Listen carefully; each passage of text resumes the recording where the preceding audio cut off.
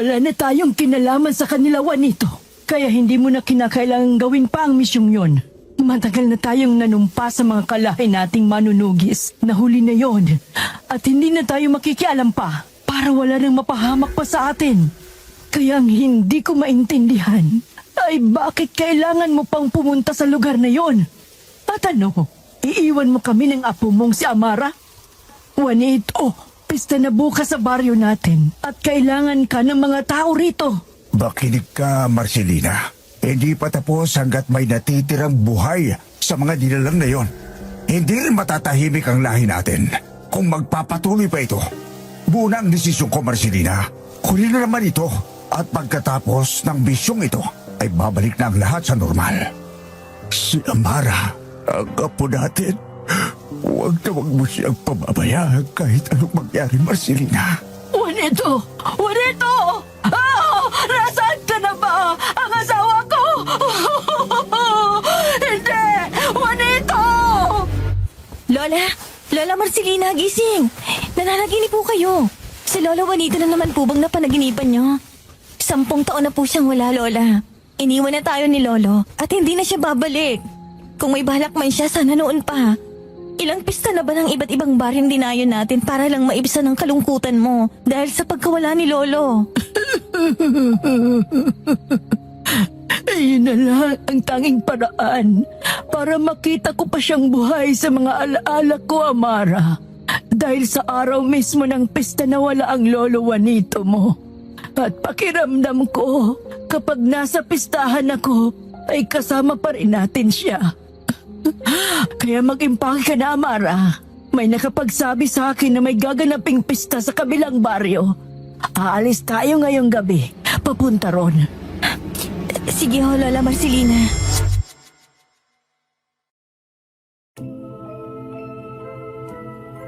Kapag may pista, ang sabi nila, bukas ang pinto ng bawat bahay para sa mga bisitang gustong makisaya at makikain sa handaan. May mga pagkain pwedeng tikman, may bisitang pwedeng manatili kahit anong oras nila gusto. Ganyan ang paniniwala ko noon. Pero nang dumating kami ng lola ko sa baryo ng San Roque, napansin kong may mga pintong nagsasara bago sumapit ang gabi. May oras sa pagbisita, may mga lugar na bawal puntahan, at may mga handang hindi lahat ay pwedeng tikman. May mga dumadayo para makisaya, may mga nananatili at may mga hindi na nakaalis kailanman. Isang pistang makulay at masayang pakinggan, pero habang tumatagal, ramdam kong may mali. At doon ko unang naisip na hindi lahat ng pistang inaabangan ay ligtas daluhan. Ikaw ba, kung may pistang bawal ka magpagabi, pupunta ka pa ba? Kapag sinabi nilang may oras lang ang pagbisita, susundin mo ba? Hanggang saan kaya ang tapang mo kung ang kapalit ng saya ay baka hindi ka na makauwi pa?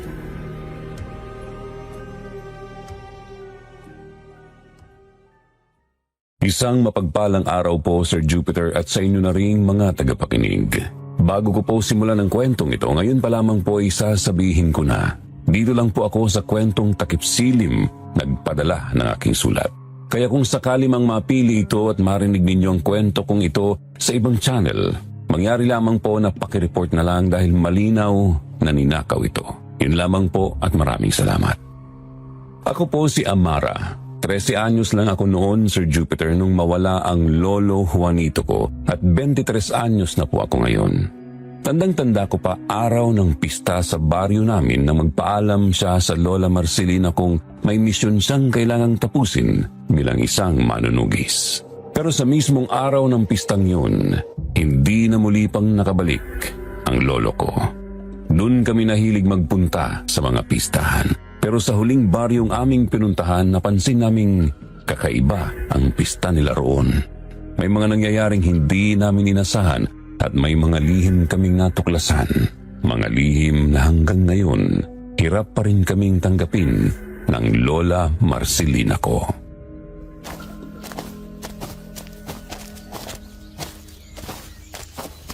Ay, kanina pa tayo naglalakad. Sigurado po ba kayo, Lola, na tama yung binigay na direksyon sa inyo ni Aling Tasya? Ang hilig pa naman nun kumalap ng mga maling balita. Baka mamaya wala naman talagang pistahan sa lugar na to eh. Tingnan nyo naman po oh. Walang katao-tao maliban sa ating dalawa. Puro damo at nagtataas ang mga puno lang ang nakikita ko. Tapos ang kibot at ang putik pa po ng daanan. Hindi kaya naligaw na tayo, Lola? Konting tiis na lang, Apo. Sa tingin ko naman ay malapit na tayo sa pupuntahan natin. Ang sabi kasi ni Tasha ay kailangan muna nating dumaan sa gubat ng Balete. At sa dulo nun, iyon na ang Barrio San Roque. Wala naman kasing ibang daanan kundi dito lang. Kaya wala tayong pagpipilian. Basta ang bilin niya ay huwag tayong magpaabot ng gabi rito sa gubat dahil masyadong delikado. Marami raw kasing pagala-galang mga hayop dito tuwing gabi. Ganun ho ba? Ay, uhaw at gutom na po ako eh. Naubos na po yung baon nating pagkain kanina. Teka, sa bandaron, Lola, may tao. Baka pwede tayo makapagtanong sa kanya. Sige, Iya. Ikaw na ang magtanong. Manong? Manong, sandali lang po. Pwede po ba magtanong? Itatanong ko lang po sana kung malapit na po ba kami sa baryo ng San Roque. Hindi na sana kayo pumunta pa rito. Hanggat maaga pa, ay mabuti pang huwag na lang kayong tumuloy ron at bumalik na lang kayo kung saan kayo nanggaling. Makikipista po sana kami ng lola ko. Ay, bastos naman nun, bigla na lang umalis. Halika na, Amara. At magpatuloy tayo sa paglalakad. Pero Lola, ang sabi po ng lalaki... Lakad na, Amara. Hindi mo gugustuhin abutin tayo ng gabi sa gubat na ito. Opo, Lola. Susunod na ho.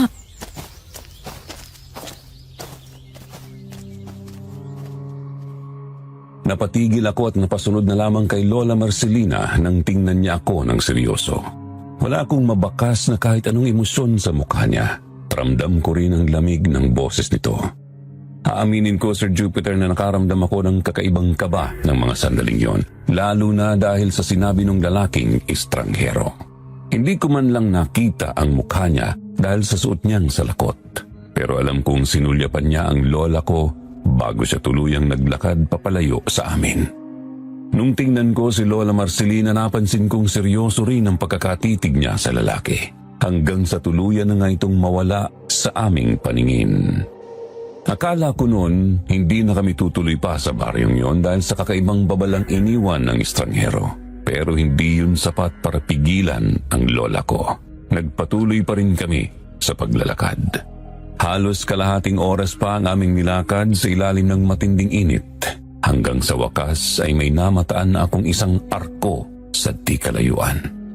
Doon ko napagtanto na nakarating na kami sa wakas sa destinasyon namin. May mga makukulay na banderitas na nakasabit sa magkabilang poste ng arko. Sa itaas nito may nakasulat na "Welcome sa Barrio San Roque" at sa gitna naman ay ang salitang "Happy Fiesta". Mula ron nagsimula na akong makarinig ng mga ingay. Kantahan, tawanan at tila ba may sayawan na rin nagaganap sa loob ng baryo. May mga taong labas-masok na rin sa lugar na sa tingin ko ay mga dayo rin silang katulad naming maglola. Habang papalapit kami sa loob ng baryo, doon ko unang napansin na hindi lang pala saya ang bumabalot sa lugar. May mga napansin akong mga matang nakamasid sa amin ng lola ko. Ang iba ay napatigil sa kanilang mga ginagawa, pero meron din namang nginitian kami. Hindi ko nga lang masabi kung totoo ba o pilit lang ang mga ngiting iyon. Nang makalampas na kami sa arko at tuluyang nakapasok sa loob, mas lalong luminaw ang mga tunog ng kasiyahan. Hanggang sa may isang boses na agad tumawag ng aming pansin. May isang babaeng papalapit sa amin ng lola ko. May hawak siyang maliit na bilao na may lamang mga kakanin at prutas. Maganda siya at maaliwala sa mukha. Pero ewan ko ba, nung magtama ang aming mga mata, napansin kong hindi sumasabay ang kanyang ngiti sa tingin niya at doon ako nakaramdam ng kakaibang kaba na hindi ko may paliwanag.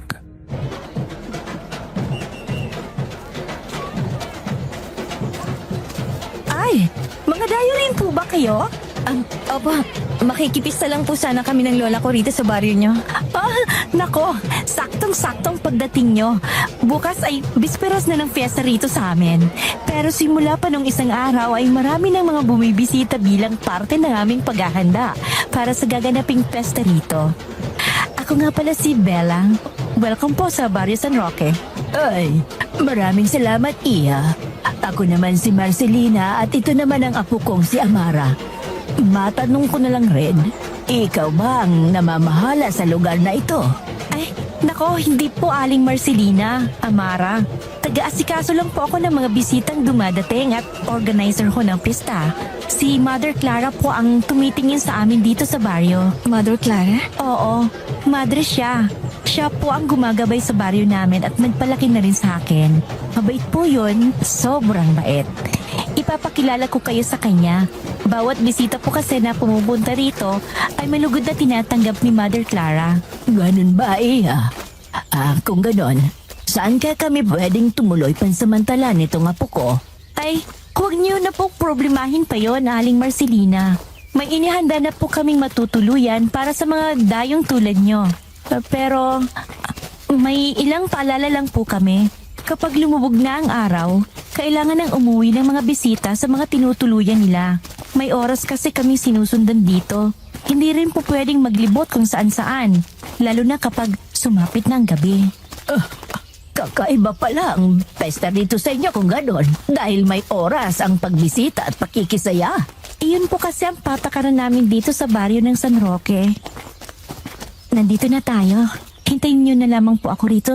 Nasa loob po kasi ng kapilya ngayon si Mother Clara. At sa mga ganitong oras kasi ay naghahanda na siya para magdasal maya-maya. Bella, pwede ba kaming pumasok sa loob ng kapilya at maghintay na lang ron? Gusto ko sanang magdasal na rin at magpasalamat dahil ligtas kami nakarating sa baryo niyo. Ganun kasing gawain namin ng lola ko kapag dumadayo kami sa ibang baryo. Naku, pasensya na, Amara. Gusto ko man kayong papasukin sa loob ay hindi na pwede. Kasama rin kasi sa patakaran namin rito na bawal lang pumasok sa loob ng kapilya ng mga ganitong oras. Iba kasi rito sa baryo namin. Sa tuwing sasapit ng hapon hanggang sa gumabi na, ay wala nang ibang pwedeng pumasok sa kapilya bukod sa akin at kay Mother Clara. Pero huwag kang mag-alala dahil bukas ang aming kapilya para sa lahat tuwing umaga. Sige, maiwan ko muna kayo ha. Mabilis lang naman ako at babalik rin ako kagad. Ganun ba? Sige Bella, maghihintay na lang kami ng lola ko rito.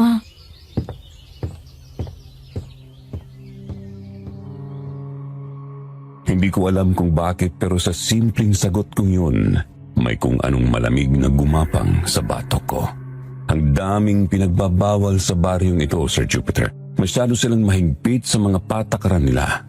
Hindi ko tuloy alam kung masisiyahan ba kami ng aking Lola Marcelina sa pananatili namin sa lugar na ito, gayong may oras pala ang pagbisita at pakikisaya.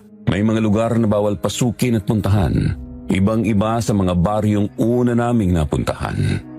Naisip ko rin kung may mga lumabag na ba sa kanilang patakaran. Nang tingnan ko si Lola Marcelina sa tabi ko, tahimik lang itong naghihintay at nagmamasid sa paligid. Hindi na rin kasi ito nakaimik nang sabihin yon sa amin ni Bella. Napansin ko rin na humigpit ang hawak nito sa kanyang baston. Tatanungin ko na sana siya, pero natanaw ko na ang papabalik na si Bella at halata rin sa kilos nito ang pagmamadali.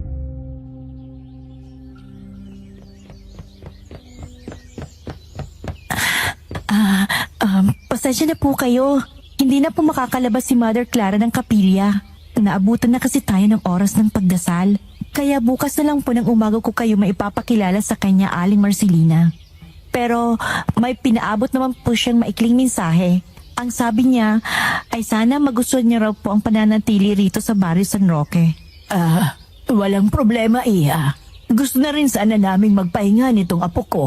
Pwede mo na bang ituro sa amin kung saan kami pwedeng tumuloy pansamantala habang nandito kami? Pasensya ka na. Pagod at gutom na rin kasi kami dahil sa mahaba naming binyahe papunta rito sa lugar ninyo. Nako, oo nga pala. Halina po kayo at ihahatid ko na po kayo ron. Mahirap na kasi po at baka abutin tayo ng dilim sa labas. Mahigpit po kasing ipinagbabawal yon dahil may kapalit na parusa kapag linabag at hindi mo sinunod ang patakaran ng baryo. Anong ginagawa nila sa mga lumabag, Bella? Pinapaalis. Hindi mo na sila makikita pa. Nandito na po tayo. Eto nga po pala ang susi, Aling Marcelina. At eto po, kunin nyo na po para sa mga bisita po talaga yan. Maraming salamat sa mga ito, Iha. Tamang-tama at may kakainin na kami ni Amara mamaya. Walang anuman ho, Aling Marcelina. Mauna na po ako. Ma-enjoy niyo po sana ang pesta rito sa amin.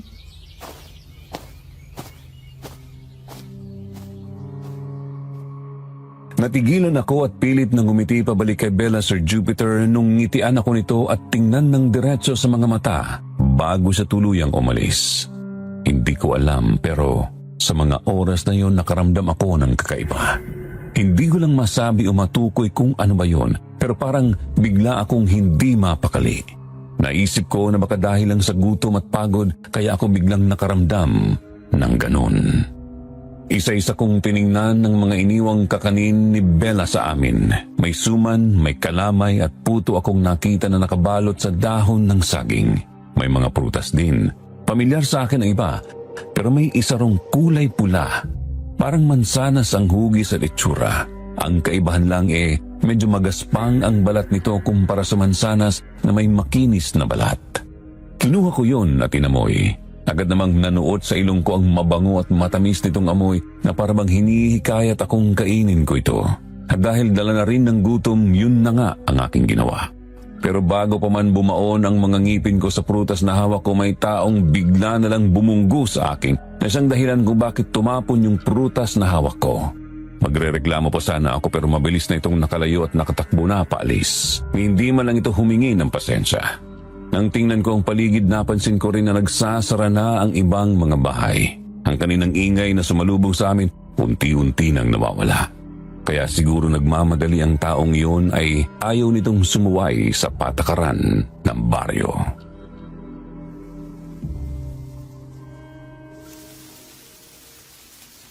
Ano pa bang ginagawa mo riyan sa labas, Amara? Pumasok ka na sa loob at maggagabi na. Oo, Lola, nandiyan na po. Sumunod na lamang tayo, Amara. Ayaw mo naman sigurong mapalis tayo ng maaga rito nang hindi pa nakakadalo sa kanilang pesta. Hindi po, Lola. Alam ko naman po kung gaano kahalaga sa inyong araw na yon. Mabuti kung ganon. Halika na at magpahinga na tayo. Alam kong pagod ka na rin sa mga nangyari ngayong araw na to. Mahal kita, Lola Marcelina. Kayo pong dalawa ni Lolo Juanito. Mahal na mahal ko po kayo. Mahal ka namin na po. Lahat gagawin namin ng lolo mo para maprotektahan ka lang namin.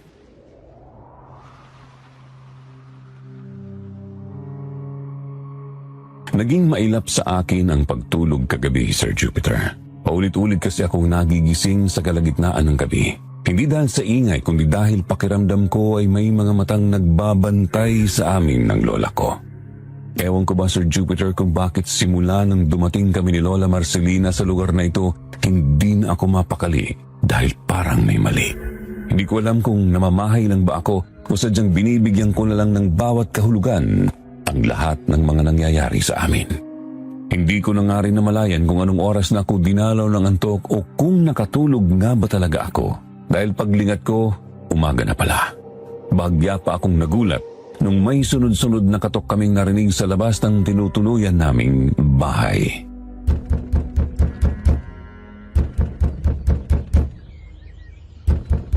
Lola Marcelina? Amara? Gising na po ba kayo? Si Bella po ito. Amara, apo, gising ka na ba? Ay, parang naririnig ko si Bella sa labas. Opo, Lola. Sandali lang ho, titingnan ko. Magandang umaga, Amara. Pasensya ka na kung napaaga ako. Gising na ba ang Lola Marcelina mo? Ikaw pala, Bella. Magandang umaga rin sa'yo. Halika, pumasok ka muna sa loob. Halos kagigising lang rin kasi namin ni Lola. Ay, naku, mukhang nakaistorbo pa yata ako. Pasensya na kayo, Amara. Marami kasing gagawin ngayon sa baryo. At ito ang unang inutos sa akin. Ang puntahan ko kayo rito ng lola mo. Napaaga ka ata, Bella. Anong sadya mo sa amin at napadalaw ka ng ganitong kaaga? Opo, Aling Marcelina. Pinapasundo po kasi kayo sa akin ni Mother Clara. Pinapasabi niya rin na baka gusto niyo raw pong sumama sa padasal bago magsimula ang mga gawain para sa pista. At saka gusto na rin po niya kayong makilala. Kayo na lang po kasi ni Amara ang hindi niya pa nakikita sa mga dayong dumating dito kahapon. Ay, ganun ba? Sige. Siya, maghahanda na lang kami. Sandali lang, Amara. Sige po, Aling Marcelina. Hihintayin ko na lang po kayo ni Amara dito sa labas.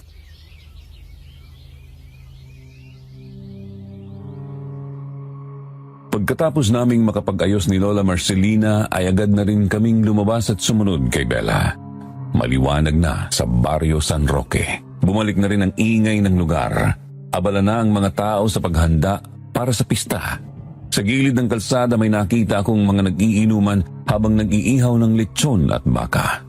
Agad na nuot sa ilong ko ang mabangong amoy ng mga yun.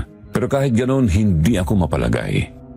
Habang naglalakad kami papunta ng kapilya, ramdam kong may mga matang nakasunod sa bawat galaw naming maglola. Si Bella naman, bawat madaanan niya ay binabati, pinupuri at niningitian siya ng mga tao. Nang mapadako muli ang tingin ko sa mga nag-iinuman, agad akong umiwas. Bahagya akong ginapangan ng kilabot, Sir Jupiter, dahil taimtim silang nakatingin sa akin. Mga titig na hindi ko nagustuhan, na parang sinusukat ako at parang may balak na hindi maganda. At habang palalim ang kaba ko, may isa pa akong napansin. Simula kahapon wala pa rin akong nakikitang kahit isang bata man lang sa daan. Sa dami ng baryong napuntahan namin, ngayon lang ako nakakita ng pistang walang batang nagtatakbuhan, naglalaro o nagtatawanan. At doon ko tuluyang naramdaman na may mali sa baryo San Roque.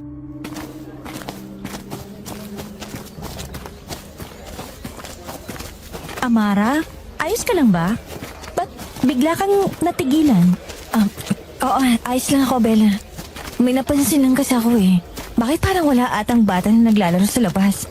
Simula kasi kahapon nung dumating kami, isang bata ay wala akong nakita. Iyon ba? Abala rin kasi ang mga bata ngayon. Katulad ko, may inaatupag rin silang mga gawain na binigay sa kanila ni Mother Clara. May oras kasi ang paglalaro. Bago magdilim, dapat ay nasa loob na ng kani-kanilang mga bahay ang mga bata para mag-aral ng mga dasal na itinuturo sa kanila ni Mother Clara. At pagsapit naman ng alas 6 ng umaga, ay ganun pa din ang gagawin nila. Tigi-isang oras lang naman ang nilalaan nila sa pag-aaral.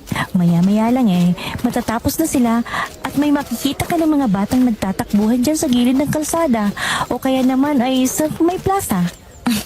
Ang disiplinado naman pala ng mga bata rito sa inyo, Bella. Mainam naman yon, Apo. Para habang bata pa marunong na silang sumunod sa mga patakaran nila rito sa kanilang baryo. Oo nga po, Aling Marcelina. Ganun din po kasi ako nung bata pa ako. Yun rin po kasi ang kinalakihan kong turo sa amin ni Mother Clara, na maging madasalin at laging magpasalamat sa mga biyayang dumarating. Narito na tayo. Tara na po sa loob, Aling Marcelina. Amara, kanina pa po naghihintay si Mother Clara sa atin.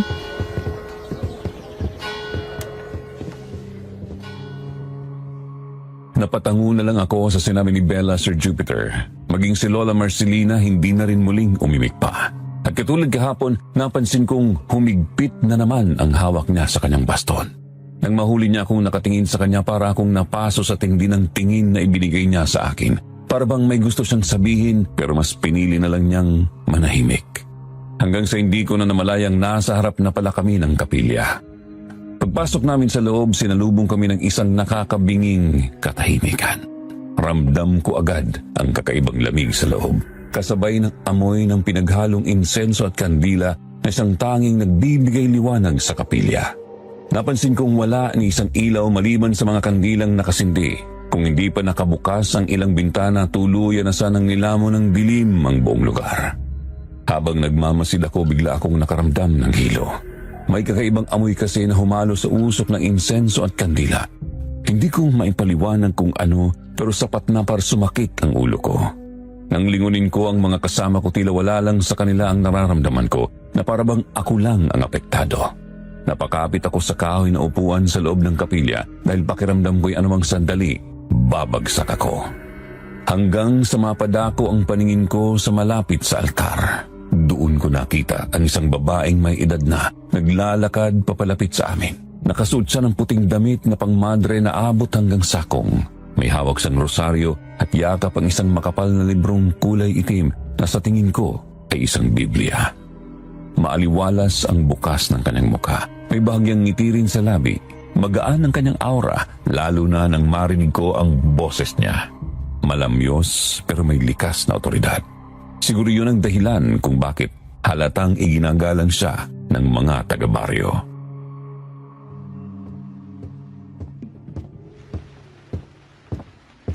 Sila na ba ang sinasabi mong mga bisita natin, Bella? Opo, Mother Clara. Sila po yung maglolang bagong dating lang kahapon. Si Aling Marcelina at ang apo niyang si Amara. Maligayang pagdating sa Barrio San Roque, Marcelina, Amara. Pumingi ako ng dispensa dahil hindi ko kayo naharap kahapon. Ay, wala hong kaso sa amin yon, Mother Clara. Nasabi naman no sa amin ni Bella ang dahilan kung bakit hindi kayo nakalabas ng kapilya nung dumating kami. Gayunpaman ay lubos kaming nagpapasalamat sa pagtangkap nyo sa amin rito sa baryo ninyo. Ang mga panauhin sa San Roque ay biyaya, lalo na sa panahong nalalapit ang pista. Kaya dapat lang ho na pasalamatan namin yun at malugod kayong tanggapin rito sa munti naming baryo. Sana'y magustuhan ninyo ang pananatili rito sa aming lugar. Titiyakin namin na masisiyahan kayo dahil maraming pwedeng gawin rito. Kaya lang ay may oras po na dapat sundin. May mga bagay na pwedeng gawin at hindi pwedeng gawin sa baryo namin.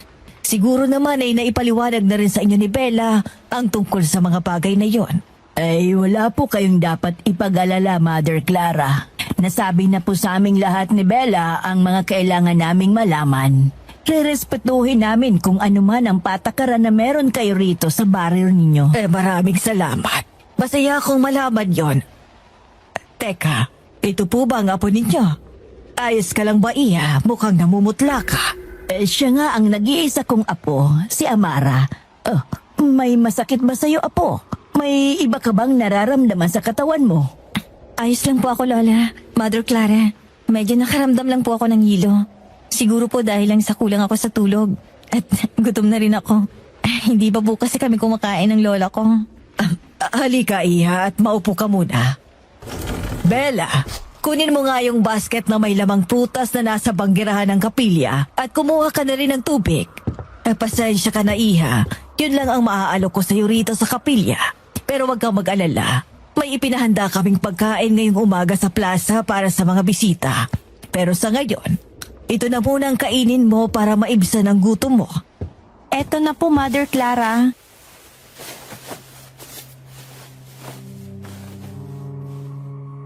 Pagbalik ni Bella, kumuha si Mother Clara ng isang prutas mula sa basket na dala niya, Sir Jupiter. Kamukha yun ng mansanas na muntik ko ng kainin kahapon kung hindi lang ako nabunggo ng lalaki. Inabot niya sa akin ang prutas kasabay ang isang boteng may lamang tubig. Tinanggap ko ang mga yon at nagpasalamat. Pero bago pa man ako makakilos, napatingin ako sa Lola Marcelina ko at doon ako kinabahan. Hindi siya nagsalita, hindi rin siya kumilos, pero sapat na ang tingin niya. Malamig, diretso at walang kahit anong emosyon. Kasabay noon ang marahan niyang pag-iling, parang tahimik na babala na ako lang ang dapat makaintindi. Kaya imbis na kainin ko ang prutas ay ang bote na lang ng tubig ang binuksan ko at saka uminom. At kahit malamig ang tubig na ininom ko ay hindi pa rin nawala ang kaba sa dibdib ko.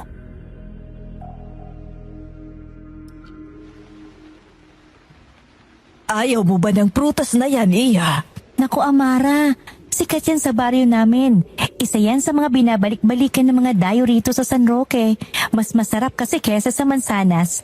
Kahit medyo magaspang ang itsura niya, ay hindi ka magsisisi sa lasa kapag natikman mo na. Hindi naman po sa ganun, Mother Clara, Bella. Mamaya ko na lang po kakainin. Gagawin ko na lang po panghimagas mamaya pagkatapos kumain. Ay, walang problema, Iha. Bella, samahan mo na sila sa plaza para makakain na sila. Paniguradong nandun na rin ang iba pa nating mga bisita. Ikaw na muna ang bahalang mag-asikaso sa kanila. Opo, Mother Clara. Ako na pong bahala. Pwede kayong bumalik rito mamaya, Marcelina, Amara, para magdasal. Bukas ang kapilya hanggang mamayang 5:00 ng hapon. Babalik po kami, Mother Clara. Maraming salamat po ulit at mauna na kami.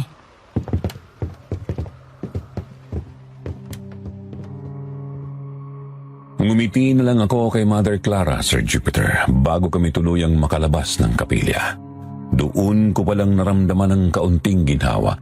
Ang masakit kong ulo ay bahagyang gumaan. Hawak ko pa rin ang prutas pero katulad ng ginawa ko nung una ko itong makita, hindi na ako nagtangkang amuyin pa yon. Matapang kasi ang amoy nito sa sobrang bango at tamis, parang nakakahilo na.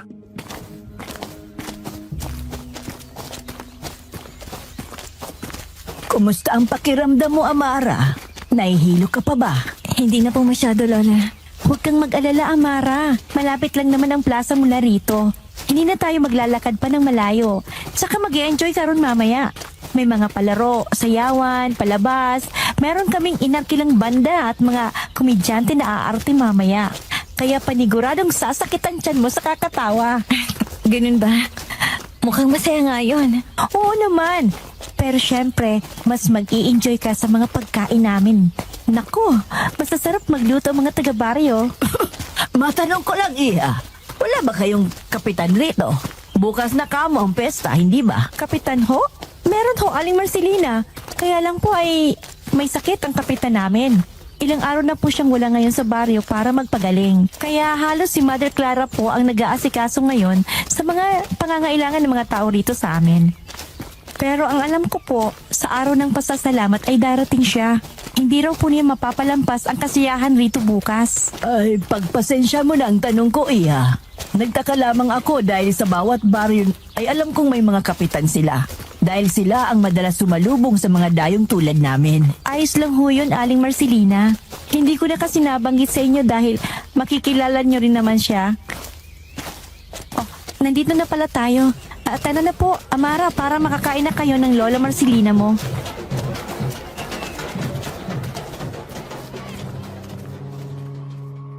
Pagdating namin sa plaza, sinalubong kami ng kasiyahan. May nagsasayawan, may nagkakantahan at may mga naglalaro. May basagan ng palayok, may palusebo na kailangang akyatin ng madulas na poste para makuha ang premyo sa tuktok. Sa di kalayuan may karera ng sako, mga manlalarong nagtatalon papunta sa dulo habang pinapalakpakan ng mga tao. Katulad ng sinabi ni Bella, Sir Jupiter, ngayon ko lang ulit nakita ang mga bata. Masaya silang nag-aagawan sa mga pabitin na puno ng candy at laruan. Pero sa gitna ng kasiyahang yun, may isang lalaki akong napansin. Nakatayo lang siya sa di kalayuan. Tahimik, hindi nakikihalubilo sa mga bisita, hindi rin nakangiti. Nakatitig lang siya ng diretso sa amin ni Lola. Matalim ang mga mata niya, Sir Jupiter. Hindi yung tinging nag-uusisa at wala ring mababakas na kahit anong emosyon sa mga yon. Sa gitna ng tawanan at musika, siya lang ang bukod tanging hindi masaya sa mga nakikita niya. At doon ako nakaramdam ng kaba na parabang sa likod ng lahat ng kasiyahang ito, may naghihintay o may hinihinging kapalit.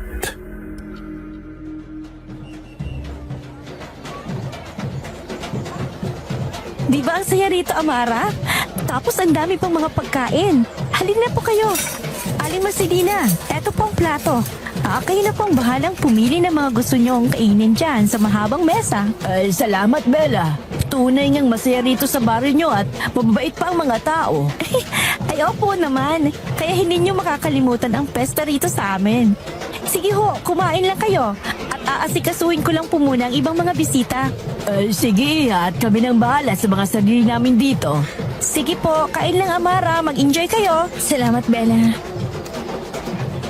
Amara, huwag mo nang kainin ang prutas na hawak mo at ipatong mo na lang rito sa mesa. Marami namang pagkain ang nasa hapag na pwede mong kainin.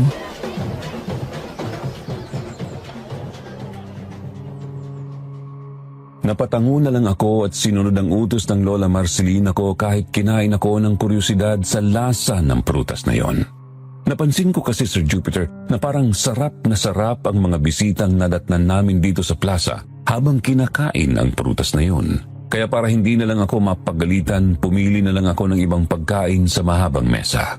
Hindi mawawala ang mga kakanin sa hapag. May iba't ibang prutas din gaya ng saging at pakwan. May lechong manok, baboy at baka. Pero may isang putahe ron na agad nakaagaw ng aking atensyon. Nakahiwalay kasi ito sa iba pang mga ulam. Mukha itong sariwa at hindi pa luto, Sir Jupiter. Hindi ko rin masabi kung anong klaseng karne ang mga nakahiwa sa maliit na piraso. Kulay pula ang sabaw nito, parang dugo. Kakaiba rin ang amoy. May halong lansa at bahid ng pagkabulok. Bigla akong naduwal. Nanlamig ang buong katawan ko nang mapansin kong may nakalutang na hibla ng buhok sa sabaw. Parang may hugis din ng daliri at mata ng hayop o tao. Hindi ako sigurado kung tama ba ang nakikita ko, pero sa mga sandaling yun ay ginapangan ako ng matinding takot at kilabot. Hindi ko alam kung totoo ba ang mga nakikita ko o nililinlang lang ako ng sarili kong paningin.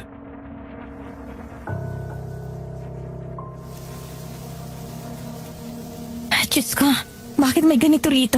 Daliri ba to ng tao? Bakit may buhok? May mata? Tao ba to o hayop? Ano ba to? Oh, sino ka? Bitawan mo nga ako. Bakit ka ba nangihilat? Teka, saan mo ako dadalhin? Halika dito. Nasaan ang Lola Marcelina ko? Umalis na kayo ng lola mo rito. Ngayon na, habang nagsisimula pa lang ang pista. Sandali, parang pamilyar ang boses mo. Ikaw yun, di ba? Ikaw yung lalaking nakasalubong namin sa gubat ng balete. Ikaw rin yung nagsabi na wag na kaming tumuli rito ng lola ko. Ano bang problema mo? Makikipista lang naman kami rito. Hindi na mahalaga kung sino ako. Ang mahalaga, makinig ka. Hanggat may oras pa, umalis na kayo sa baryong to. Sino ka ba para utusan ako? Taga rito ka ba? Nakikisaya lang kami ng lola ko rito.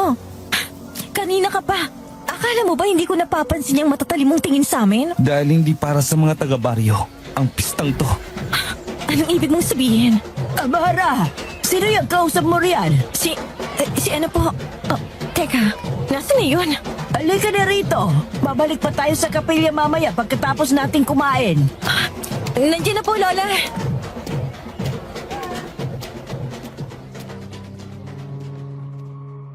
Bago ko lapitan ng lola ko, napatingin muna ako sa likuran. Hindi ko na nakita ang lalaking humila sa akin kanina. Doon sa may puno na medyo malayo sa mga tao, wala na siya. Parang bigla na lang naglaho.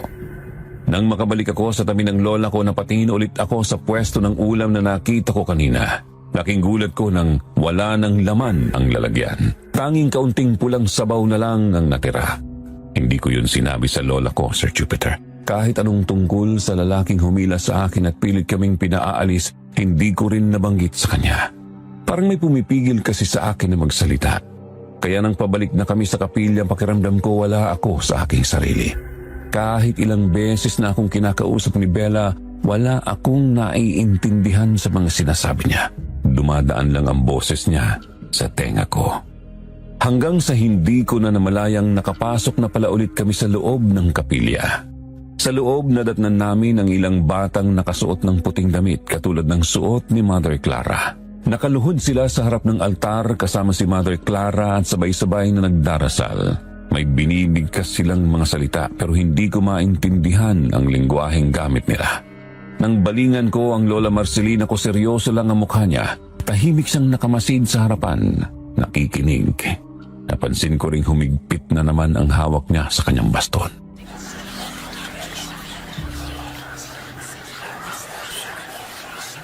Naku, lumampas na tayo sa oras. Pasensya na po, Aling Marcelina, Amara. Pero kailangan nyo na pong lumabas ng kapilya. Hindi ko na rin po kayo maihahatid doon sa tinutuluyan nyo. Sasali po kasi ako sa dasal at may kailangan pa po akong aasikasuhin pagkatapos. Ayos lang Umusal naman ko ng time-team na panalangin habang papasok tayo ng kapilya. Sige na, at sumali ka na sa kanila. Kaya na namin ni Amara ang mga sarili namin. Sige ho, Aling Marcelina, Amara. Magkita-kita na lang po tayo bukas ng umaga. Lola Marcelina, bakit ganyan po silang magdasal? Parang hindi normal. Sa ngalan ng makapangyarihang Ama na nasa langit, proteksyonan mo kami. Halika na, Amara. Magmadali ka. Kailangan na natin umalis. Pero Lola... Ngayon na, Amara. Lakad na. Huwag kang hihinto o lilingon kahit anong makita o marinig mo. Diretso lang, Apo. Hanggang sa makauwi tayo. Diyos ko, bakit ang bilis dumilim sa labas? At ano yun, Lola? Mga sigaw ba yung naririnig ko? Nagsisimula ng magsara ang mga pintuan at mga ilaw sa bawat bahay. Oras na. Malapit na tayo, Amara. Huwag kang hihinto sa pagtakbo.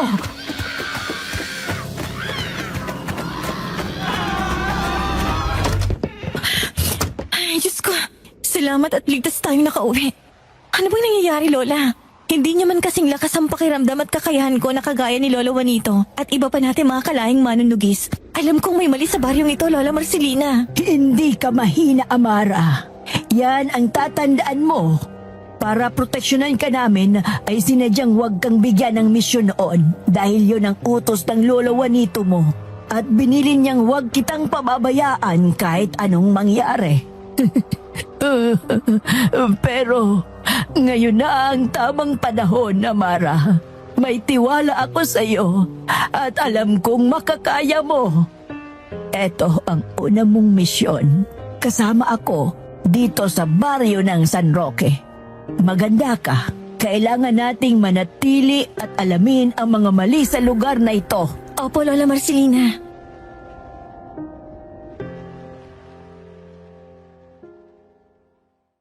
Nang gabing yun, sa bahay pahingahang tinutuluyan namin, isang malakas na kalabog sa bubong ang bigla naming narinig. Para bang may mabigat na bagay na walang pasabing bumagsak mula sa taas. Nagkatinginan kami ng lola ko sa mga sandaling yon, Sir Jupiter. Pareho naming alam na hindi yun basta kung ano lang. Kasunod nun, kumalampag ang mga bintana paulit-ulit. Marahas na parang may pilit na gustong pumasok sa loob ng tinutuluyan namin. Kitang-kita ng mga mata ko ang mahahaba at matutulis na kuko na kumakamot sa salamin, gumagasgas na parang gusto nilang durugin ang bintana. May mga sigaw rin akong narinig, sunod-sunod mga boses na humihingi ng tulong, akala mo'y hinahabol ng mababangis na hayop na handang manakmal anumang oras. Tahimik pero mabilis kaming naghanda ng Lola Marcelina. Kinuha ko mula sa nakatagong bahagi ng damit ko ang regalong punyal ng Lolo Juanito ko. May ukit na simbolo at orasyon sa talim. Ramdam ko ang bigat sa palad ko. Ramdam ko rin ang takot. Ganun din ang ginawa ng lola ko, Sir Jupiter. Nakita kong pinulupot niya sa kanyang basto ng buntot pagi. Sandata laban sa masasamang nilalang. Mahigpit ang hawak niya at walang alinlangan. Handa na kaming humarap noon sa kung anuman ang nasa labas, Sir Jupiter. Pero bago pa man kami makalabas ng pinto ay isa-isang bumagsak ang mga anino sa dilim, parang tinamaan ng kung anong hindi namin nakita. Sa ere kuminang ang mga patalim, mga palasong mabilis na nagsiliparan kasabay ng hampas ng pana at sa gitna nun may isang boses na umalingaw-ngaw, malamig at mariin. Pagkatapos noon biglang tumahimik ang lahat. Nawala ang sigaw, nawala ang mga kalampag, at ang natira na lang ay ang mabigat na katahimikang mas nakakatakot pa kaysa sa ingay kanina.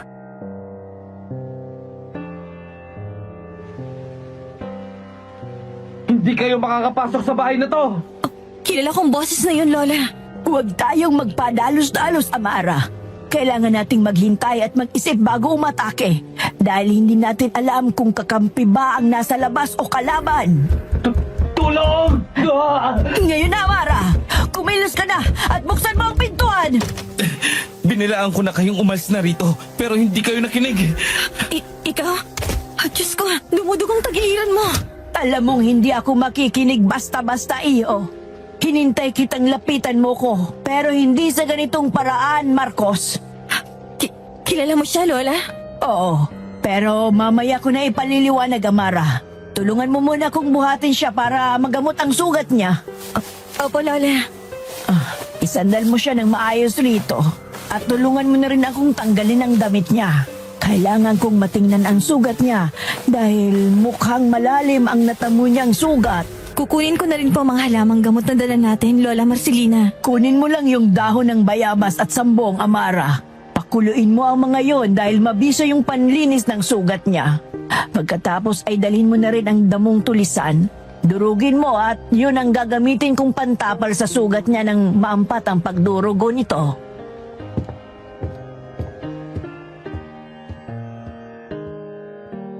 Wala na akong inaksayang oras sa mga sandaling yun, Sir Jupiter. Mabilis akong kumilos at sinunod ang utos sa akin ni Lola Marcelina.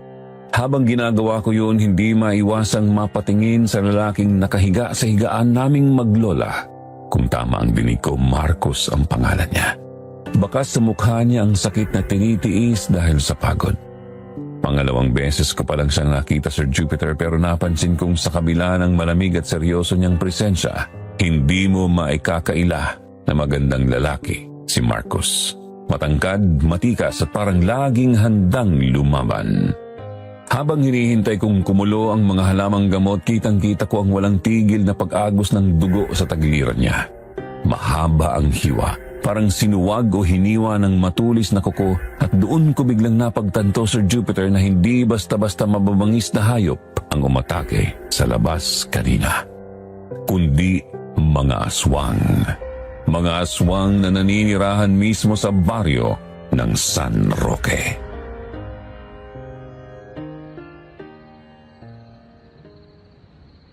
Tiisin mo lang, iho. Kailangan nating patigilin ang pagdurugo. Kapag hindi, mas lalo kang mapapahamak. Masyadong malalim ang sugat na nakuha mo sa nakaengkwentro mong nilalang kanina. Sandali lang at pupunasan kita, Marcos.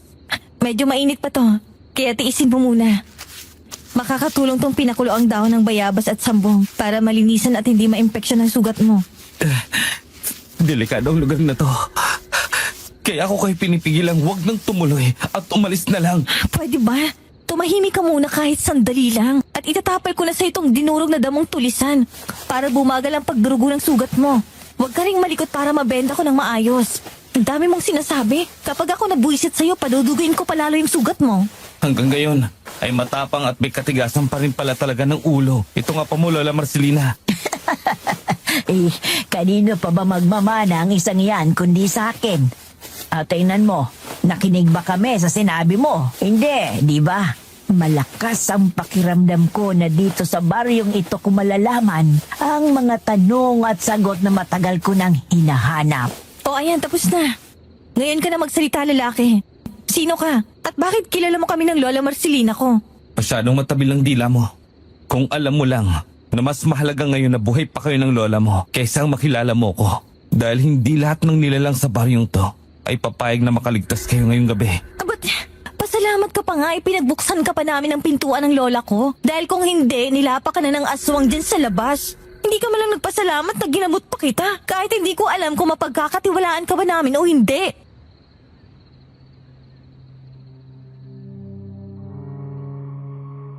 Matapos kong gamutin si Marcos ay matalim ako nitong tiningnan, kaya mabilis ko namang siyang inirapan, Sir Jupiter.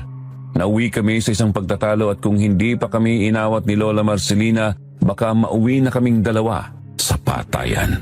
Dahil sa kabila ng problemang kinakaharap namin, hindi ko mapigilang hindi mainis at kumulo ang dugo sa kanya.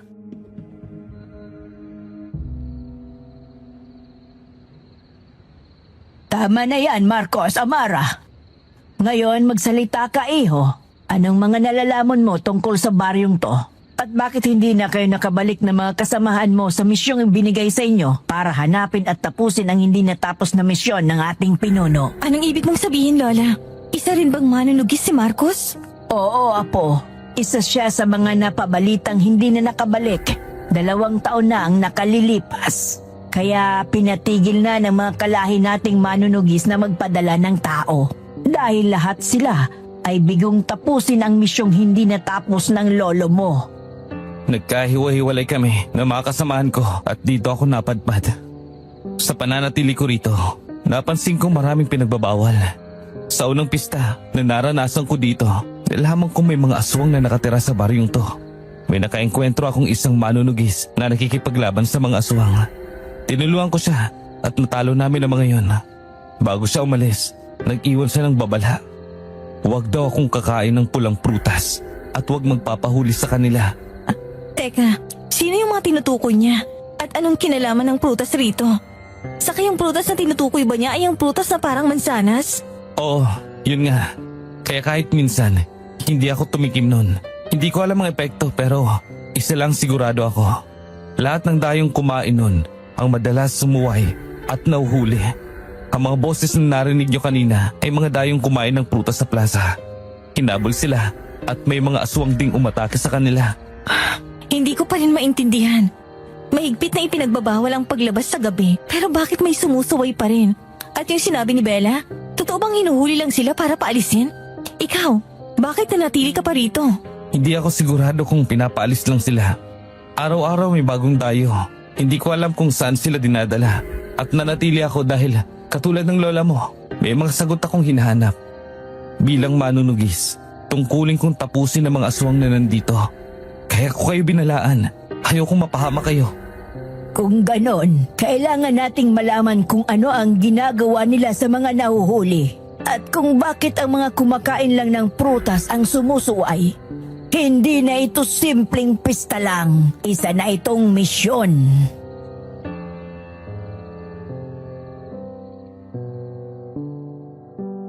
Sa mga sinabing yon ni Lola Marcelina, nakaramdam ako ng matinding kaba, Sir Jupiter. Hindi dahil sa ito ang una kong misyon bilang manunugis, kundi dahil sa maaring matuklasan namin sa lugar na ito.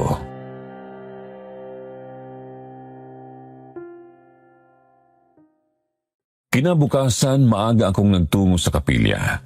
Iniwan ko muna si Lola Marcelina sa bahay pahingahan kasama si Marcos para mabantayan niya ito at makabawi ng lakas. Pagpasok ko pa lang sa loob ng kapilya ay narinig ko na agad ang malamyos na boses ni Mother Clara. Katulad kahapon, nagdarasal na naman siya. Ang kaibahan lang ngayon ay mag-isa na lamang siya at wala ng mga bata sa paligid. Nilibot ko ang paningin ko sa loob hanggang sa mapansin ko si Bella na tahimik na nakatayo sa gilid. Nanginginig ang buong katawan niya, Sir Jupiter. Halatang halata ang takot sa mukha niya habang nakatiti siya sa gitna ng altar kung saan naroon si Mother Clara. Hindi ko alam kung gaano nakatagal siyang ganon, pero nang mapansin niyang nakatingin ako sa kanya, bigla siyang napapitlag at halos manlaki ang kanyang mga mata nang makita niya ako. Agad siyang tumalikod at tumakbo palabas na mabilis ko namang sinundan. Napunta kami sa pinakalikod ng kapilya. Pagdating ko roon, bigla akong naduwal sa aking nakita at naamoy, Sir Jupiter. Bumungad kasi sa amin ang mga nabubulok na pulang prutas at sa tabi ng mga yon, mga pira-pirasong katawan ng tao. Nilalangaw na, inuuod at halos hindi na makilala kung sino pa ang mga yon.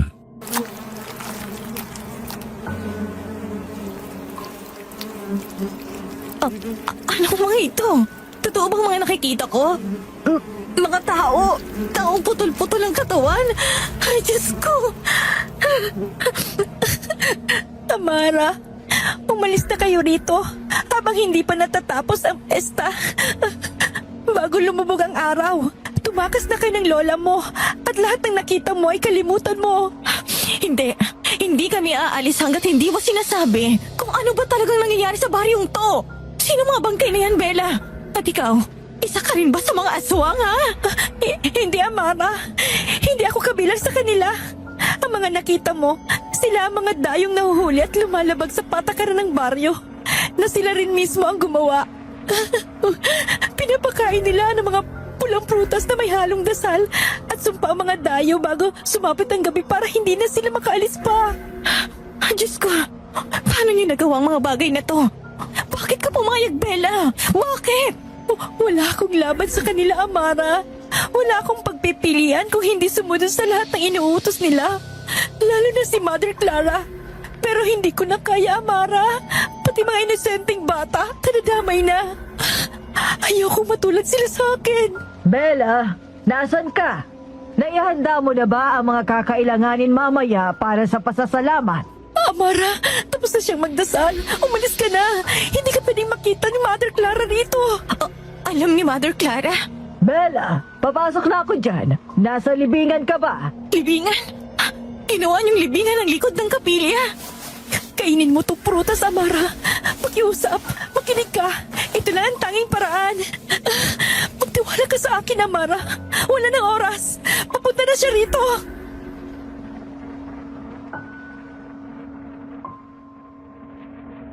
Nabasa ko sa mga mata ni Bella ang pinaghalong takot at kaba noong mga sandaling yun, Sir Jupiter. Pareho kaming pigil ang hininga sa bawat tunog ng yapak na papalapit sa kinaroroonan namin. Nakita ko rin sa kanya na hindi niya ginusto ang lahat ng nangyayari. Napilitan lang siyang sumunod sa mga karumaldumal na utos nila, dala ng takot para sa sarili at sa mga batang walang kamuwang-muwang.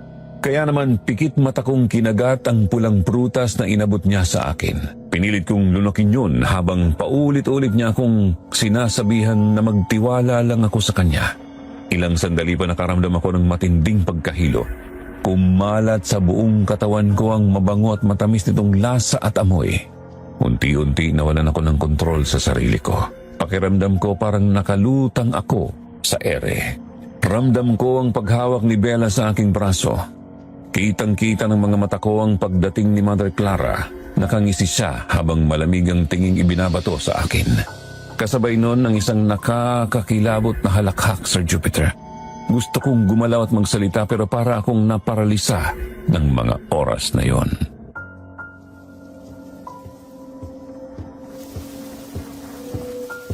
Narito na pala ang isa sa pinakaimportanteng bisita natin. Akalain mo nga naman, hindi na tayo nahirapan sa paghuli sa kanila. Kahit wala ang matandang manunugis ay narito naman ang purong dugo ng kanilang lahi. Magaling, Bella. Maasahan ka talaga. Tama ang naging desisyon kong palakihin ka. Opo, Mother Clara. Ano pong gagawin natin sa kanya? Dadalhin ko po ba siya sa piitan kasama ng ibang dayo? Oo. Ikulong mo muna siya kasama ng mga dayo naghihintay para maging handa natin ngayong araw ng pista. Tiyak na masisiyahan na naman ang taga-baryo sa mga putahing matitikman nila. Masusunod po, Mother Clara. Siguraduhin mong hindi siya makakatakas, Bella. Dahil kung hindi, ikaw ang pagpepiestahan ng mga taga-baryo San Roque. Makakaasa po kayo, Mother Clara. Ako na po ang bahala kay Amara. Mabuti kung ganon. Kailangan ko nang maghanda dahil darating na si Kapitan ngayong araw.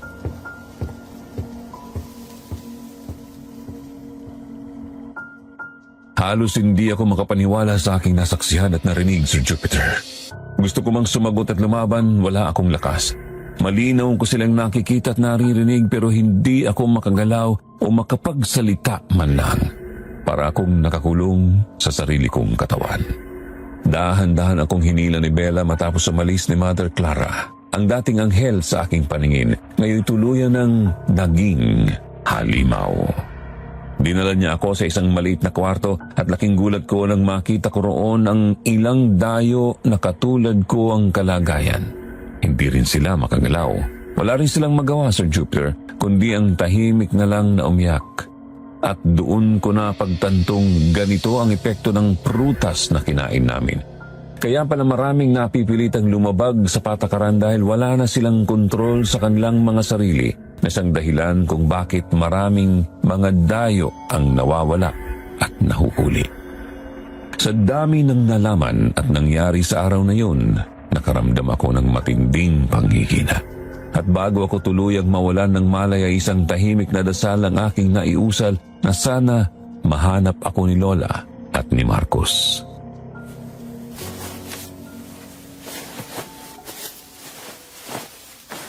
Amara, gising. Si Bella to. Naririnig mo ba ako, Amara? Bella, bumalik ka. Binalikan mo ako. Inaan mo lang ang boses mo, Amara. Baka marinig tayo ni Mother Clara. Pasensya ka na kung medyo tatagalan ako. Inintay ko pa kasi ang oras ng pagdasal ni Mother Clara para makakuha ng tiyempong puntahan sila Aling Marcelina at Marcos. At makahingi ng tulong para mapuntahan ka namin rito. Tinapon ko na lahat yung mga natirang prutas na nasa panggirahan ng kapilya. Bella, ligtas na rin nakatawid sa gubat ng balete ang mga dayo. Si Amara, ayos lang ba siya? Marcos, si Lola nasan siya? Nasa ligtas siyang lugar, Amara. Mamaya na ako magpapaliwanag dahil kailangan na nating umalis at magmadali bago pa sila matapos sa pagdarasal.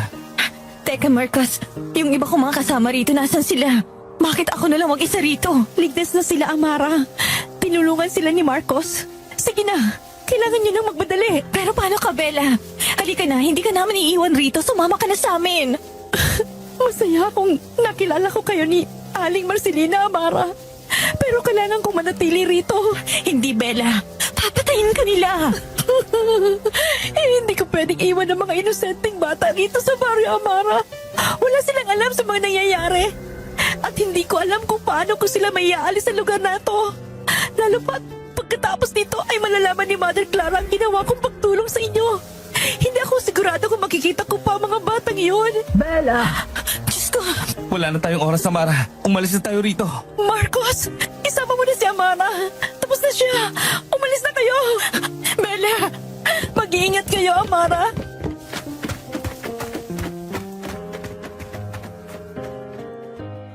Wala na akong nagawa pa nang itulak kami ni Bella papasok sa maliit at makipot na daan sa likod ng kapilya na konektado palabas ng gubat ng balete. Lakad takbo ang ginawa namin ni Marcos ng mga oras na yon, Sir Jupiter, makalayo lang kami sa kapilya ng Barrio San Roque. Walang lingon naming tinahak ang mga nagtataas ang damo. Hindi na namin ininda pa ang sakit na magasgasan at masugatan ng aming mga paa at balat. Hindi kami huminto ni Marcos. Tuloy-tuloy ang aming pagtakbo. Hanggang sa matanaw ko ang isang maliit na kubo sa gitna ng kagubatan na tanging gasera lang ang nagsisilbing ilaw.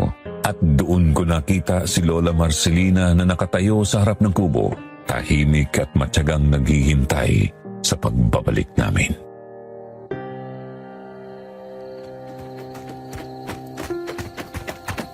Amara, apo ko. Alalang-alala ako sa'yo. Mabuti na lang at ligtas ka.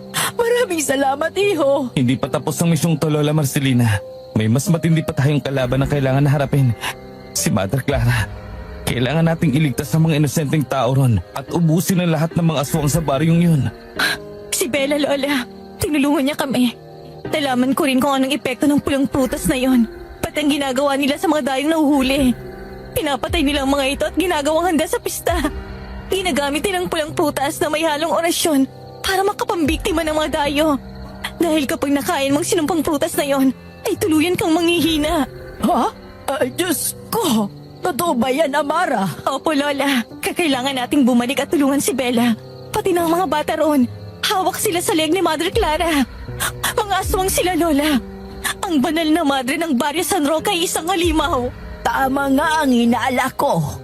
Isa siyang one na madre. Kung ganon, kailangan nating gumawa ng plano bago tayo bumalik sa baryong yon. Konti lang ang oras na meron tayo. At alam kong sa maikling panahon ay maaamoy na nila tayo rito. Kaya pa nating patakasin si Amara sa lugar na to, Lola Marcelina. Ano bang pinagsasabi mo, Marcos? Kasama ako sa misyong ito. Bago kita iligtas kanina, napag-usapan na namin ni Lola na hindi ka nasasama sa amin. Masyado mapanganib, Amara. Ang utos ng pinuno ay protektahan ka at yun ang gagawin namin. Iiwan mo ang lugar na to at babalik ka sa baryo natin. Lola, ano to? Akala ko ba unang misyon ko to? Bakit ngayon pinapalas niyo na ako? Kaya kong protektahan ang sarili ko, hindi ako mahina. Kaya kong lumaban.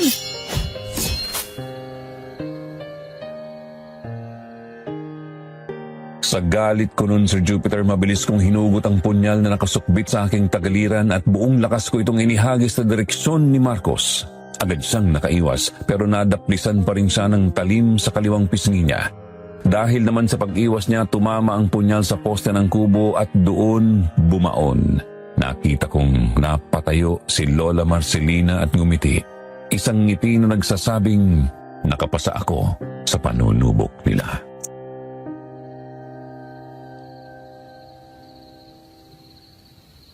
Sinabi ko na sa iyo, Marcos. Handa na siya. Tama ka, Lola Marcelina. Dahil muntik na talaga ako ron.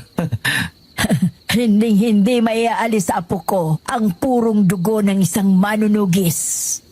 Ngayon, maghanda na tayo at may tatapusin pa tayong misyon sa baryong ito. Sa susunod na subukin mo akong muli. Hindi lang daplis ang aabutin mo, Marcos. Gamitin mo ang tapang at kakayahan mong yan mamaya. Patunayan mong hindi kami nagkamali ni Lola Marcelina sa'yo. Tama na yan, Marcos, Amara. Kailangan na nating magmadali bago pa nila tayo matuntun dito. Paniguradong alam na ni Mother Clara ang nangyari sa kapilya. Eto, kunin mo, apo. Bukod sa punyal, kakailanganin mo ang tirador na ito. May basbas na ang mga batong bala niyan na kayang pumatay ng aswang. At ito naman ang sayo, Marcos. Kunin mo ang tabak na ito. Bukod sa hawak mong pana at palaso, ay kakailanganin mo rin yan. Isa yan sa mga ginamit ni Juanito noon. Tulad ng armas na ibinigay ko kay Amara, may proteksyon din ang tabak na yan. Madaplisan lang ng talim ang balat ng isang aswang. Tiyak na magiging abo sila. Maraming salamat po, Lola Marcelina. Ngayon, kailangan na natin kumilos mamayang hating gabi. Sa unang pistang naranasan ko rito, ay nagtitipon-tipon sina Mother Clara dun sa plaza para magdasal. Hindi lang ako ganong nakalapit doon dahil masyado silang marami at hindi ko kakayanin mag-isa na labanan lahat ng mga aswang na yun. Walang problema, iho. Kailangan lang nating unahin ang mga bantay sa paligid para makalapit kay Mother Clara at sirain kung ano man ang plan nito ngayong gabi. Lola, may hindi pa po ako nasabi sa inyo. Kaninang nasa impluensya pa ako ng sinumpang prutas, ay malinaw sa aking pagdinig na tayong mga manunugis ang kailangan niya. Anong ibig mong sabihin, Apo? Hindi na raw siya mahihirapan pang mahuli tayo dahil naroon na ako. Ang purong dugo ng mga lahi ng manunugis. Alam niya. Kilala niya tayo sa umpisa pa lang. Kilala niya tayo at alam niyang mga manunugis tayo. Pero bakit hindi sila natatakot? Anong kailangan nila sa atin? Hindi kaya para sa atin talagang pista, Lola? Na sadyang hinihintay nila tayo na dumayo sa baryo nila? Oras na. Amara, Lola Marcelina, kailangan na natin kumilos. Sa mismong bukana ng baryo na to, doon tayo dadaan. Dahil doon ang mga mas maraming bantay. Sila ang mga uunahin natin. Para kung sakaling mahuli nila tayo sa plaza, ay ilang aswang na lang ang kailangan nating tapusin.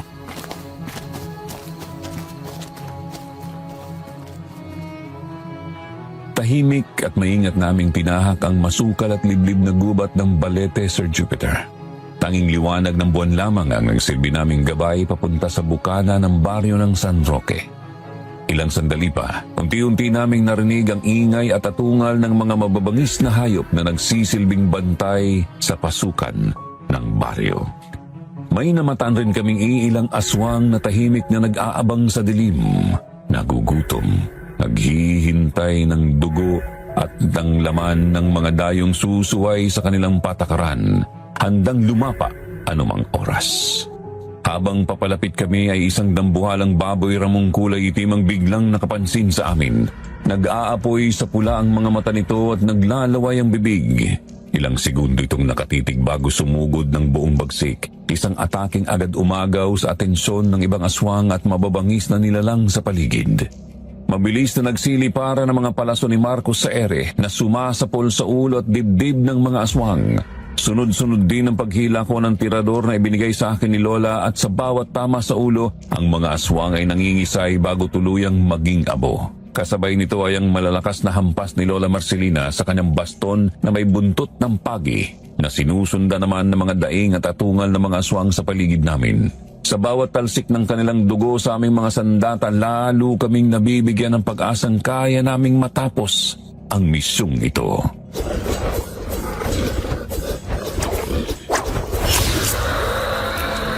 Tara na, kailangan na nating makarating sa plaza bago pa sila matapos. Marami pa kaya tayong aswang na makakalaban habang papunta tayo doon? Sa palagay ko, naubos na natin ang mga bantay sa bungad iya.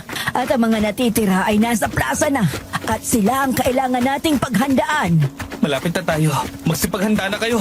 Iho, kailangan ko ng lugar na maaari kong orasyonan para kontrahin ang anumang dasal ni Mother Clara. Pakiramdam ko ay lumalakas ang mga aswang dahil sa mga inuusal niyang panalangin. Sa taas ng kapilya, Lola Marcelina, kung nasa ng kampana, may hagdan na pwedeng akyatin papunta ron. Nasubukan ko na kasing magbantay nun sa parting yun ng kapilya.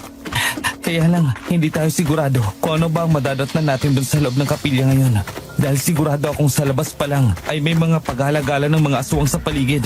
May hirapan tayong makapasok at makapunta sa taas. Wala na bang ibang lugar na pwede, Iho? Meron po. At mas malapit kung sakali. Sa plaza mismo. Doon, Lola. Sa mga tagong puno na naroon. Sa kapilya pa rin ang bagsak natin. Dahil sa ayaw man o sa gusto natin, ay wala tayong pagpipilian dahil sa kapilya lang ang tanging daan papunta sa plaza. At kung totoo man na may mga aswang na nakakalata sa paligid, naniniwala kong makakaya nating talunin silang lahat. Nakaya nga nating patumbahin ang mga halimaw sa bukana ng baryo. Ngayon pa ba tayo susuko? Tama si Amara, Marcos. Walang lugar para sa pagsuko. Si Bella, baka nandun pa siya at ginawa nilang bihag. Kailangan natin siyang tulungan. Sige, tara na. Sabay-sabay nating haharapin kung ano man ang madatnan natin sa lugar na yon.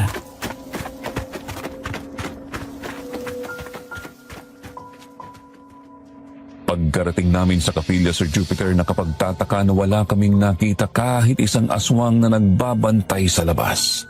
Ang tanging naririnig lang namin ay ang pahinang tunog ng kampana na kalaunan. Tumigil din. Sobrang tahimik ng paligid. Kasabay pa ang lamig ng hanging panggabi na nakakadagdag kilabot dahil sa katahimikang may dalang takot at kaba. Sa mga oras na yon, tanging tunog lang ng aming paghinga nila Marcos at Lola Marcelina ang maririnig dahil parabang inabandona na ang buong lugar. Sinubukan naming pasukin ang loob pero agad rin kaming natigil. Ang kaninang katahimikan ay nabalot ng mga nagkakatakot na ingay at parang tunog ng kadena na gumagasgas sa simento. Tahimik kaming nagtago muli sa mga nagtataas ang halaman at madilim na parte ng kapilya at naghihintay ng tamang pagkakataon. Hanggang sa ang mga tunog ay lalong lumakas at luminaw, mga atungal na may kasamang daing kasabay ng ingay ng mga kadenang tila puwersahang hinihila sa paligid.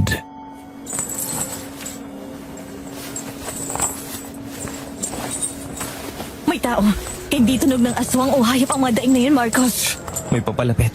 Hinaan mo lang boses mo, Amara. Baka mapansin nila tayo rito. Mga tao nga, Marcos. Diyos ko, ang mga nawawala. Ano pong ibig niyong sabihin, Lola? Ang mga kasamahan ko. Sino mga biyang na yun, Lola Marcelina? Marcos, Sila ang mga isinugong manunugi sa misyon na hindi na muli pang nakabalik. Anong ginawa nila sa kanila? Halos hindi mo na maisurahan ang kanilang mukha. Kundi lang sa markang nakaukit sa mga braso nila ay hindi ko malalaman na mga kalahi natin sila. Isa lang ang ibig sabihin nito. Wala pa sila sa plaza at papunta pa lang sila kasama ang mga bihag.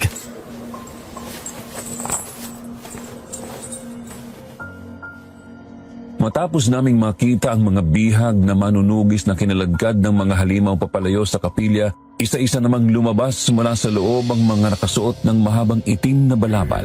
May talukbong ang kanilang ulo, kaya halos hindi mo na makita ang kanilang mukha. Kasama rin nilang lumabas si Mother Clara, suot pa rin ang mahaba at puting damit pang madre. Sa tabi niya may isang lalaki na kasuot ng mahaba at pulang balabal. Mahaba ang bigote nito at yun lang ang kitang-kita sa mukha dahil may talukbong rin itong suot. Lahat sila ay isa lang ang tinatahak na direksyon. Yun ay ang papuntang plaza. Akala ko, Sir Jupiter, nakalabas na silang lahat pero may natira pa palang mga bata. Yung mga batang kasama ni Mother Clara na nadatnan naming maglola na nagdarasal sa loob ng kapilya noon. Para silang mga sundalo, diretso lang ang tingin habang sabay-sabay na nagmarcha habang nakasunod kay Mother Clara. Wala kang makikitang emosyon sa kanilang mga mukha para bang nasa ilalim sila ng isang kapangyarihan o hipnotismo. Hanggang sa napatingin ako sa pinakahuling batang lumabas. Blanko rin ang kanyang mukha pero sa mga mata nito may mga luhang walang tigil na umaagos. Nanlambot ako sa aking nakita, Sir Jupiter. Gusto kong magsisigaw lalo na nang makita ko ang sibat na hawak ng bata. Sa dulo nito ang pugot na ulo ng kaawa-awang si Bella.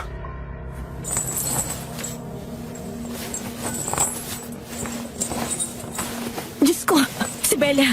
Pupuntahan ko siya, Marcos. Huwag, Amara. Dito ka lang. Kapag ginawa mo yan, ay parang mo na rin kusang inalay ang sarili mo sa kanila. Hihintayin natin sila makalabas lahat at makalayo bago tayo kumilos.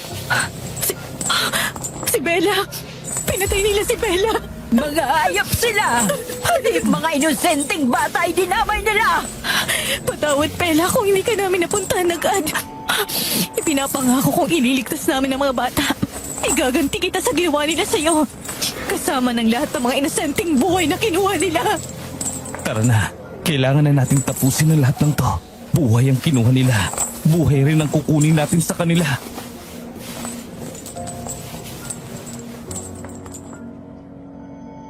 Pagkarating namin sa plaza ng San Roque, agad kaming nagtago sa mga mayayabong na damo at malalapad na puno na naroon.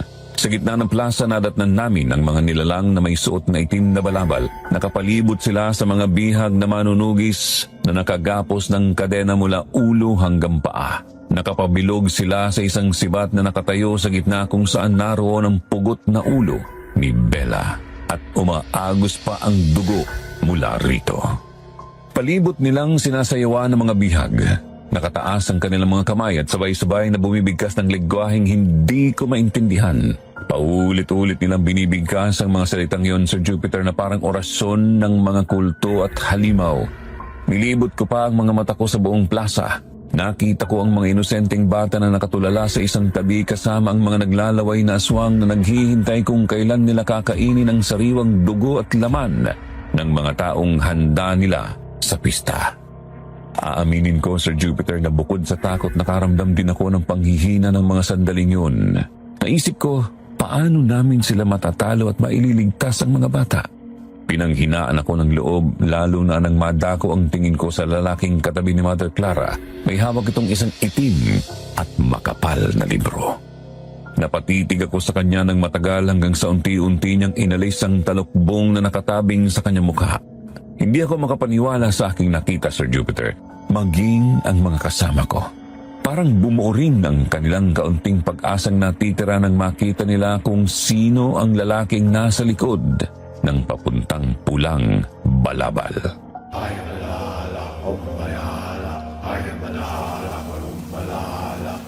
Lolo!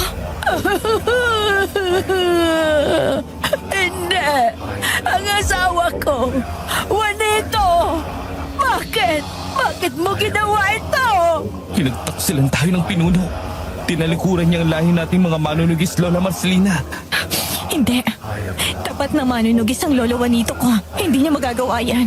Mahal niya kami ng Lola Marcelina. Hindi niya ipagpapalit ang buong lahi natin sa mga halimaw na yan. Nagawa niya na, Amara. Tingnan mo ang mga kalahi nating buo ang tiwalang binigay sa kanya. Sa tingin mo, bakit sila napunta sa ganyang sitwasyon na? At kung bakit ilang manunugis na ang sinugo para hanapin siya, kung wala naman ni isang bumalik. Dahil ang pinunong sinundan nila ay pinagkanulo sila sa mga halimaw. Hindi mga aswang ang misyong dapat niyang tapusin. Kung hindi, tayong manunugis. Hindi Marcos. Bawiin mo ang sinabi mo. Matagal namin siyang hinintay ni Lola na bumalik sa amin kahit marami nagsasabi na wala na siya. Umasa pa rin kami. Hindi na siya babalik, Amara. Dahil dito sa baryong to, matatapos ang lahat. Tama na! Tama na! Kahit tagal kong hinintay na makita ko siyang muli, pero hindi sa ganitong paraan. Ngayon ko naisip ang lahat ng mga katanungan at sagot na matagal ko nang hinahanap at hinihintay. Sa loob ng 10 taon, ito ang misyong pinagplanuhan niya ng matagal. Ang pistang ito ay hindi para sa mga bisita, kundi para sa ating mga manunugis. Hindi niya matapos-tapos ang misyon na yon dahil hindi niya pa tayo natitipong lahat. Ito ang totoong misyon niya na sinasabi niyang tapusin na ang lahat. Nagustuhan niyo bang inihanda naming pista para sa inyo, Marcelina? Sayang, wala na si Bella. Hindi niya na maririnig ang sagot mo. Tapos na ang oras ng pagbisita, Marcelina. At kailangan niyong maparusahan. Juanito, umpisahan mo na ang ritual. Dahil narito na ang mga matagal na nating hinihintay na panauhin. Wala na yatang sasakit pa sa nakita kong pagkabigo sa mukha ng Lola Marcelina ko, Sir Jupiter. Nang marinig niya mismo kay Mother Clara ang pangalan ng lolo ko na ang lalaking yun ay si Lolo Juanito nga. Sa galit at sakit na bumabalot sa akin, mabilis kong sinugod si Mother Clara gamit ang aking punyal. Pero nasa laglang niya ang atake ko. At sa ginawa kong yun, parang naging hudyat na rin para mangsisugod sa akin ng iba pang mga halimaw. Nakita ko si Marcos na nakikipaglaban na rin sa kanila. Samantala ang Lola Marcelina ko ay tinahak ang direksyon papunta kay Lolo Juanito na nagsisimula na sa kanyang orasyon. Isang orasyon, ang layunin ay tipunin kami at ialay sa mga aswang. Hindi ko ininda ang pagod at sakit ng aking katawan, Sir Jupiter, habang patuloy akong nakikipaglaban. Kung may misyong gusto silang tapusin, may misyon naman akong sisirain ang lahat ng yun. Marcos! Sa likod mo! Hindi natin kakayanin, Amara. Masyado silang marami. Ubus na mga palasuko. Ubus na rin ang mga barang binigay sa akin ni Lola. At tanging itong punyal na lang ang gamit kong panlaban. Marami pa sila, Amara. Hindi tayo pwedeng mapagod. Maghiwalay tayo. Susubukan kong iligtas sa mga bata. Sige, Harangan ko sila hanggang sa ligtas ka makarating sa mga bata. Sige na, Amara. Ako nang bahala rito. Iligtas mo sila. Oo, mag-iingat ka, Marcos. Ikaw rin, Amara. Lalabas pa tayo ng buhay sa lugar na to. Sa huling sulyap, tango at ngiti ni Marcos sa akin sa unang pagkakataon ay agad na akong kumilos papunta sa mga bata. At sa bawat halimaw na humarang sa daan ko, wala akong pag-aalinlangan na isinasak ang dibdib at hiniwa ang kanilang mga liig.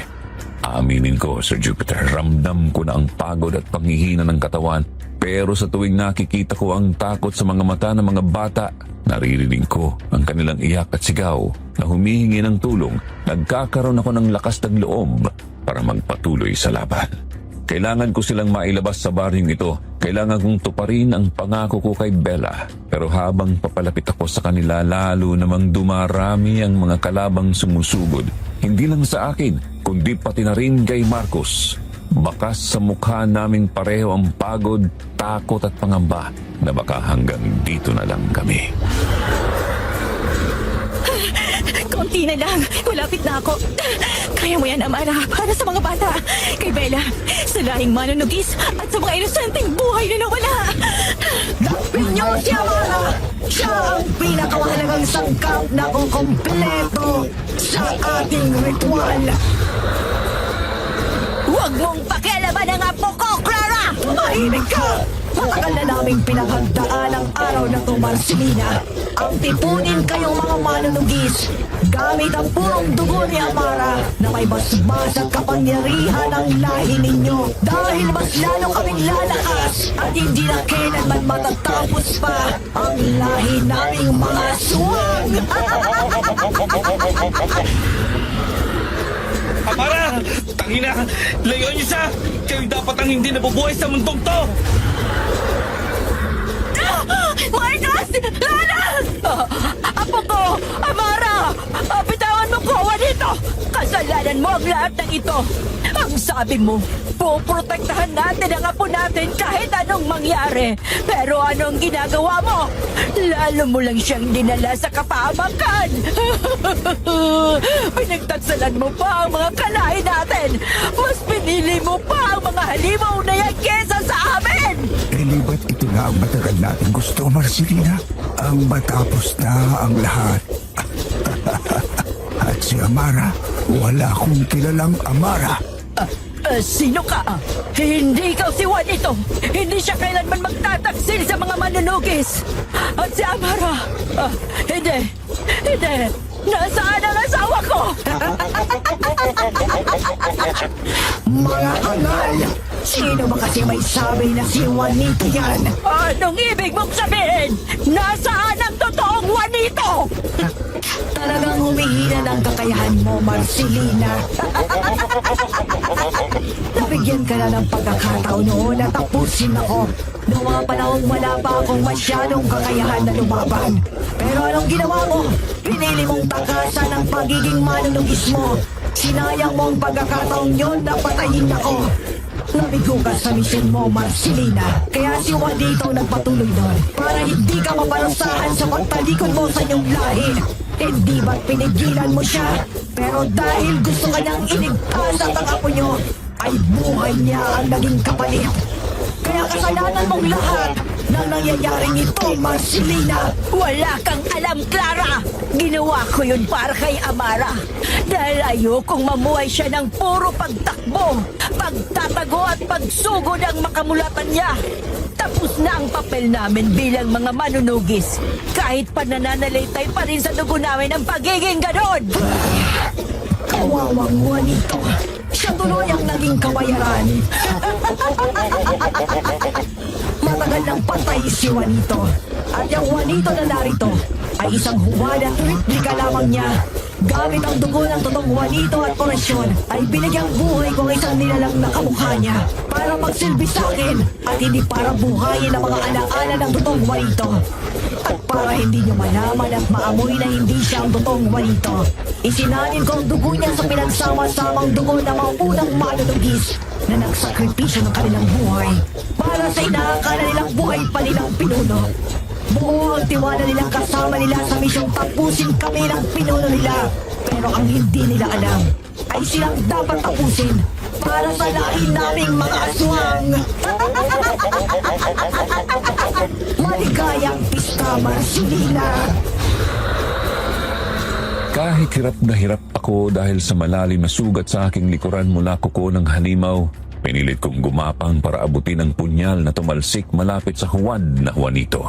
Nang mahawakan ko ito, bigla kong nakita kung paano nagliwanag ang mga nakaukit na marka sa patalim at sa isang iglap, biglang bumalik sa akin ang mga salitang binitiwan ng aking lolo bago niya kami iwan para sa kanyang huling misyon.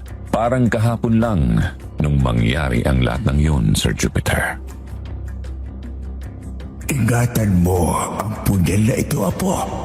Magagamit mo yan sa takdang panahon. Lo, huwag na po kayong tumuloy. Huwag niyo na kaming iwan ni Lola Marcelina. Tandaan mo, Amara, para sa inyo ang ginagawa kong ito. Ayokong mapahama kayo at gusto kong mabuhay kayo ng malayo sa takot at panganib.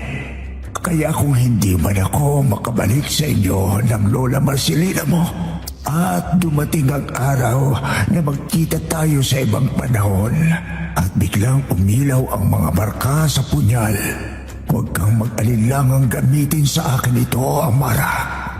Pero bakit po, Lolo? Dahil kung ako yon, makikilala ako ng punyal. Pero kapag hindi umilaw ang punyal, kalmado ito. Ang ibig sabihin ay nasa tamang tao at nasa kamay ito ng tunay na nagmamay-ari sa kanya. Huwag mong kalilimutan yon, Amara. Opo, Lolo. Tatandaan ko po ang bilin niyo. Sapat na ang aking narinig para maalala ko ang mga salitang iniwan sa akin ng lolo Juanito ko bago sa tuluyang mawala. Gamit ang natitirang lakas na meron ako, mahigpit kong hinawakan ang punyal. Dahan-dahan akong tumayo kahit nanginginig ang mga tuhod ko. Saka ko ito mabilis na iniumang sa likod ng huwad na si Juanito at sinigurong tatagos ang patalim sa kanyang dibdib. Narinig ko pang sigaw ng halimaw na si Clara bago niya ako salakayin, pero sa isang iglap, mabilis ding kumilos si Marcos. Hinugot niya ang palasong nakatarak pa sa isang halimaw at walang pag-aalinlangang iniumang yun, diretso sa ulo ni Mother Clara.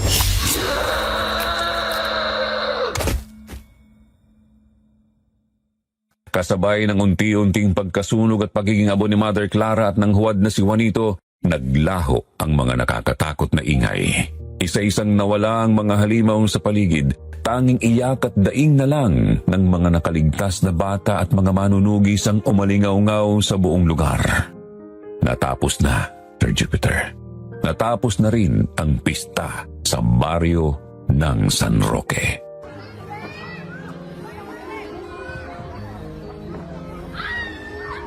Nagpaalam ka na ba sa mga bata, Iha? Opo, Lola.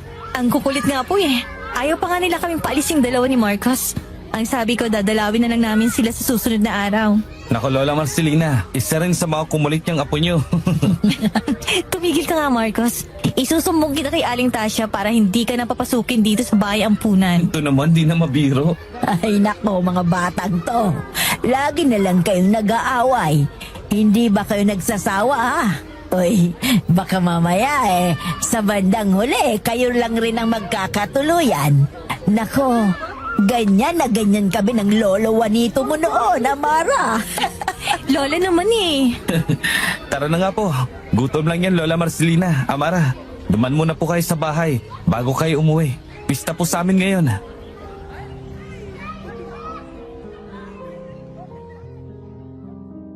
Parang kailan lang nangyari ang lahat ng yun sa buhay namin ng Lola Marcelina ko, Sir Jupiter. Dahil lang sa pagdayo namin sa isang pistahan, biglang nagbago ang takbo ng aming mga buhay.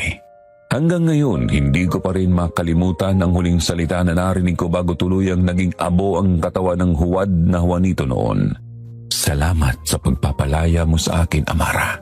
Mga salitang nakatatak na sa puso at isipan ko dahil pakiramdam ko ng mga oras na yun ay ang tunay na lolo Juanito ko ang nakausap ko. Tahimik at payapa na ang buhay namin ngayon. Natupad ko na ang pangako ko kay Bella, Sir Jupiter.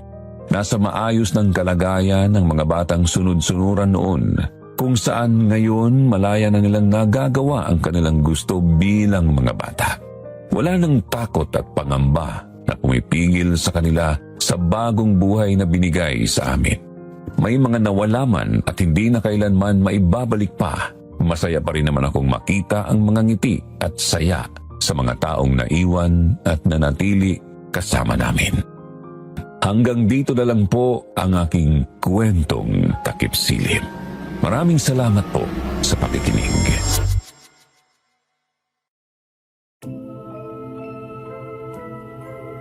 Isang kwento na tungkol sa pagmamahal, katapatan at katapangan ang pinakita ng ating sender. Isang kwento na sinubo kung hanggang saan ang kaya mong gawing sakripisyo para sa mga mahal mo sa buhay. Kung meron man po kayong gustong ibahagi ng mga opinyon ninyo tungkol sa kwento ni Amara, pwede po ninyong ilapag dito sa ating comment section. Huwag rin pong kalimutang i-like, i-share at i-subscribe ang Kwentong Takip Silim at ang iba pa naming channel para sa mas marami pang kwento ng kababalaghan at misteryo. Maraming salamat.